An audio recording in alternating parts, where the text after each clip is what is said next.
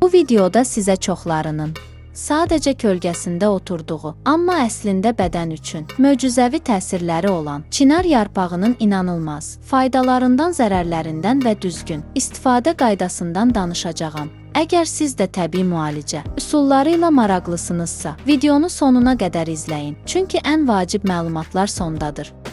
Dəyərli izləyicilər, videoların analitikasına baxanda çox az adamın abunə olduğunu görürəm. Bizə dəstək olmaq üçün videoya abunə olub bildirimləri açmağı unutmayın.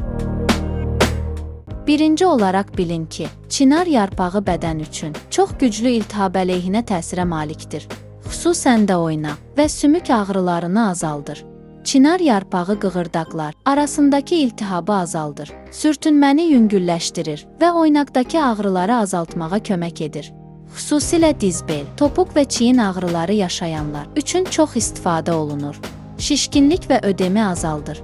Bədəndə toplanan artıq mayələrin atılmasına kömək edir. Ayaqlarda yığılan şişkinliyi azaltmaqda çox təsirlidir.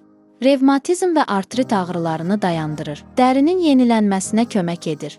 Çay şəklində istifadə ediləndə bədəndə toksinləri azaldır və dərinin daha sağlam görünməsinə kömək edir. Çinar yarpağı sidik qovucu təsir göstərərək orqanizmdən ziyanlı maddələrin atılmasına kömək edir. Qadın xəstəliyinə müalicəvi təsir göstərərək vaginal axıntıları dayandırır. Çinar yarpağının düzgün istifadə qaydası. Çinar yarpağını yığarkən təzə yığın ya da yerə düşmüş yeni yarpaqlardan istifadə edin.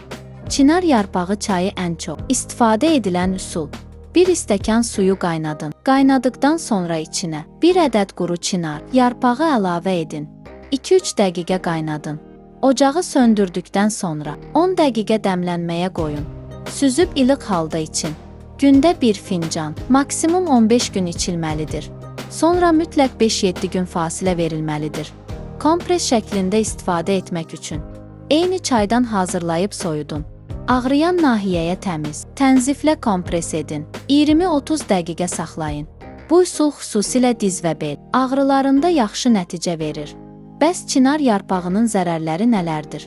Kimlər ehtiyatlı olmalıdır? Həddindən artıq içildikdə mədə yanma yarada bilər və mədə turşuluğunu artıra bilər. Hamilələr və uşaq əmizdirən analar böyrək xəstələri də ehtiyatla istifadə etməlidir. Çinar yarpağı dərman deyil, təbii dəstək vasitəsidir. Xroniki xəstəliyiniz varsa, mütləq həkimlə məsləhətləşin. Videonu bəyənməyi və faydalı bitkilər üçün abunə olmağı unutmayın.